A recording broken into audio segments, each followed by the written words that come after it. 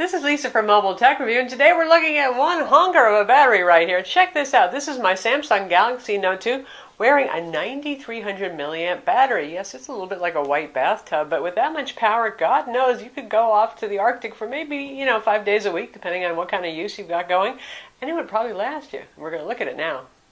So here we have it. Samsung Galaxy Note 2, obviously in white. We have replacement back because, well, extended batteries stick out, so you need one of those. We'll talk about that now. And here's the battery itself. You notice how the battery, this ZeroLemon battery, means ZeroLemon means you won't get a defective one, they swear by it, is stacked with the kind of conventional battery right here onto a bigger battery plate. And that's what it looks like. And this weighs about as much as the phone, so you're going to double your weight, but that's the price you pay when you want that many milliamps. Battery is available on Amazon.com. ZeroLemon.com has a website too. Not the best website we've seen though, so I would go to Amazon. This battery will be available March 21st for the Samsung Galaxy Note 2. Available in your choice of white or gray to match the finish on the Note 2. They currently already offer a Samsung Galaxy S3 7000 milliamp battery, and that's available on Amazon now. Now what's pretty amazing about this is the price. $39.99 gets you 9300 milliamps. Gosh, just getting a standard replacement battery is going to cost you that much money. So it's amazingly inexpensive.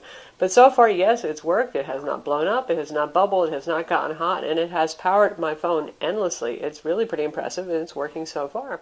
In contrast, Mugen sells their extended battery, which is 6400 milliamps versus 9300 milliamps here, for $105.99. So what's the difference there? Well, for one thing, you get a hard plastic back with a kickstand built in, which is nice, and they say they include a leather case as well. This guy here does not have as nice a back.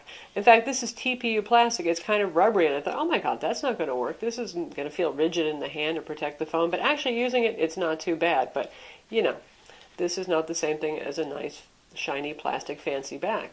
Still, it gets the job done, and when you're adding this much chunk of battery in there, there aren't as many options for what you can do for the back design.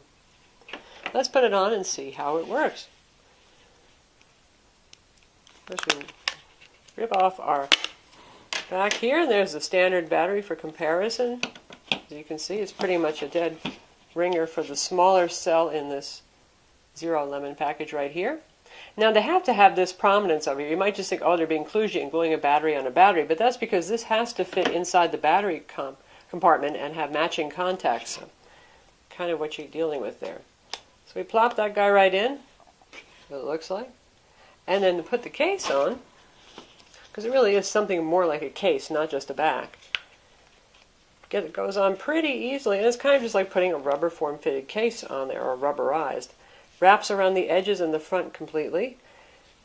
Now, it could be a little tighter, to be honest. See, here we've got, this is pretty easy to pull away, and since this is the only protection for the phone, I'd like to see this be a little bit tighter.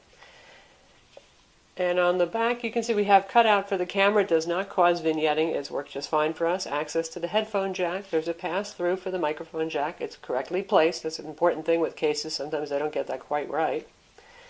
Here we have our volume controls. They also work just fine.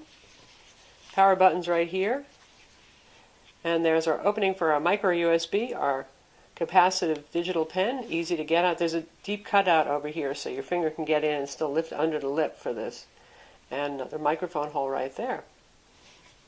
And then we have a little hole for the speaker on the back too. Now, it's actually pretty rigid when it's on in terms of the back flex. You can see a little bit the masking of the battery here through the case, so it's not as opaque as it could be, which is interesting, but actually in terms of rigidity, it doesn't feel weird like I thought it would. So now we'll boot it up. Now I put this through 2 charging cycles so far. The first time they suggest that you charge it for a full 12 hours. That's a lot of milliamps to charge, so that's a reasonable thing to suggest. It actually didn't seem to take nearly that long. It did come at a 40% charge, which it should. But extended batteries, well, they are, because there's so many milliamps, they do take longer to charge.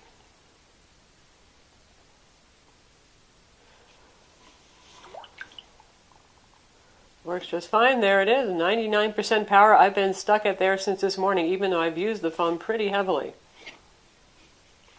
So that's the ZeroLemon battery. It's available on Amazon.com right now for the Samsung Galaxy S3 in a couple of colors. It'll be available for the Samsung Galaxy Note on March 21st for only $39.99. Now, for those of you who need extreme battery power, real long lasting, Well, this would be it. This is certainly the highest capacity battery. Mugen at 6400 is the next highest capacity.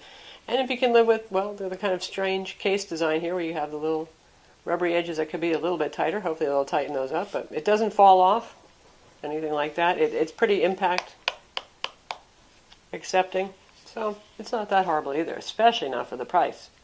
I'm Lisa from Mobile Tech Review. Don't forget to subscribe to our YouTube channel and hit that like button.